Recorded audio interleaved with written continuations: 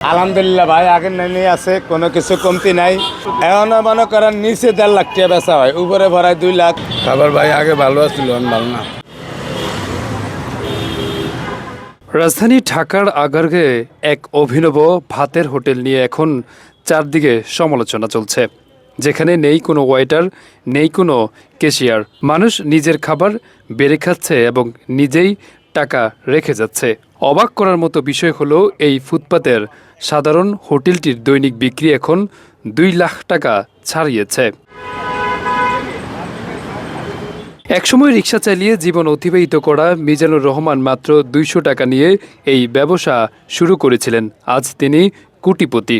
তার এই গরিবের বুফে এখন সবার পছন্দের তালিকার শীর্ষে। আলহামদুলিল্লাহ ভাই, আগের নানি আছে, কোনো কিছু কমতি নাই।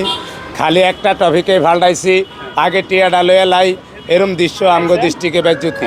আগে টিয়া লওয়া এটা বেজ্জুতি আমগো দৃষ্টিকে, কিন্তু ঢাকা শহর আগে টিয়া লওয়া এটা নিয়ম আছে। বেশি মানুষ হয়, আরো ভাইরাল জায়গা বহুত রকমের মানুষ আইয়ে খালি আগে টিয়াটা দিব 14 বার লইয়া খায়া না কইয়া যাইব গিয়া। ঢাকা শহরের ফুটপাত নষ্টের মূল। প্রতিদিন হাজার হাজার মানুষ এখানে ভিড় করছেন, যার ফলে বিক্রির অঙ্কটাও আকাশ ছোঁয়া। আগের তুলনায় দ্বিগুণ বিক্রি বেড়েছে বলে জানান ভাইরাল মিজান। আগের নানি বেচা কিনি, এখনো মনে করেন নিচে 1.5 লাখ টাকা বেচা হয়, উপরে ভরায় 2 লাখ, 1,80,000 এরম টার্গেট হয়। তবে এখন খাওয়ার আগে দিতে হবে টাকা। মাত্র 100 টাকায় আনলিমিটেড ভাত, গরুর মাংস দিয়ে খেতে পারছে সবাই। ফুটপাতে এই ছোট্ট দোকানে খেতে আসে দূর দূরান্তের মানুষ।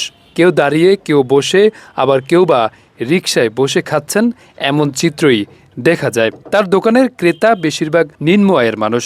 ফুটপাতের সামনের সড়কে রিকশা, সিএনজি পার্কিং করে নিশ্চিন্তে দুপুরের খাবার খাচ্ছে বেশিরভাগ মানুষ। তবে খাবারের মান নিয়ে রয়েছে প্রশ্ন। আগের থেকে খাবারের মান খারাপ হয়েছে বলে জানান রিকশা চালক। খাবার ভাই আগে ভালো আছিল, ভালো না। প্রথম ভালো খাওয়াইছে, যদি আবার গরিবরে খাওয়ায় ভালো লেগে ঠিক আছে। ফুটপাতের দোকানটা যে কেউ না লড়ায়, একটা অভিযান আইলে না এই দোকানে গরিবের খাওয়ায়, পাবলিককে খাওয়ায় কম দামে। হ্যাঁ, ভালো এসব ছিল, এখন নাই। দরকার হলে গরু গোছ আরো ছোট দেব, মাল আরো ভালো করুক। তবে এই আকাশচুম্বী জনপ্রিয়তার সাথে পাল্লা দিয়ে বাড়ছে নানা পারিপার্শ্বিক চাপ।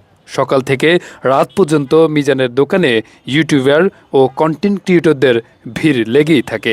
তবুও মিজান তার স্বপ্নের এই ভাতের হোটেলকে সবার সহযোগিতায় এগিয়ে নিয়ে যেতে বদ্ধপরিকর। আরাফাত হোসেন, যুগের চিন্তা, ঢাকা।